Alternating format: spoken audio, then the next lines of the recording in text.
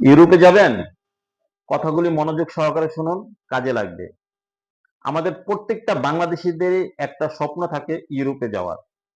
তাই তো আমাদের আশেপাশের পরিচিত অপরিচিত কেউ যদি বলে ইউরোপে লোক নিচ্ছে, হুটহাট করে আমরা টাকা জমা দিয়ে দেই, পাসপোর্ট জমা দিয়ে দেই, তারপর কি করি?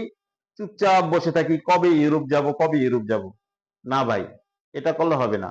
ইউরোপে যাওয়ার প্রথম ধাপই হচ্ছে আপনাকে সঠিক ভালো একটা এজেন্সি খুঁজতে হবে, যে এজেন্সির ইউরোপের অভিজ্ঞতা আছে, পূর্বে ইউরোপে লোক পাঠিয়েছে, সফলতা আছে।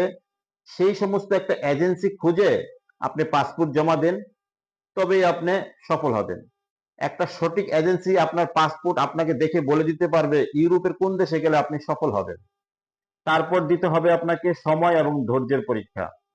এজেন্সি আনুমানিক 4 থেকে 6 মাস সময় আপনাকে দিবে ভিসা হওয়ার জন্য, সেটা আনুমানিক।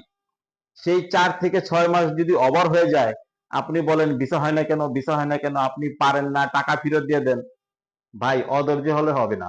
কোনো এজেন্সি আপনাকে ভিসা দিতে পারবে না, এটা আমি গ্যারান্টি। কোনো এজেন্সি আপনাকে ভিসা দেবে না। ভিসা দেবে আপনি যেই দেশে যাবেন সেই দেশের এম্বাসি।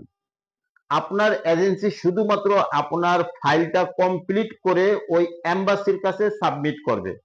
এম্বাসি আপনার কাগজপত্র যাচাই বাছাই করে ভিসা দেওয়ার আগ পর্যন্ত যেই সময়টুকু নেবে, সেই সময়টুকু ধৈর্য সহকারে আপনাকে দিতেই হবে। তবে কারো ভিসা 6 মাসে হয়, কারো ভিসা 1 থেকে দেড় বছরও সময় লাগে, এটা মানতে হবে। সবশেষে একটা কথা বলবো, সঠিক এজেন্সি, সঠিক দেশ এবং ধৈর্য, এই তিনটা যদি আপনার মাঝে থাকে, তবেই আপনার জন্য ইউরোপ। ধন্যবাদ সকলকে।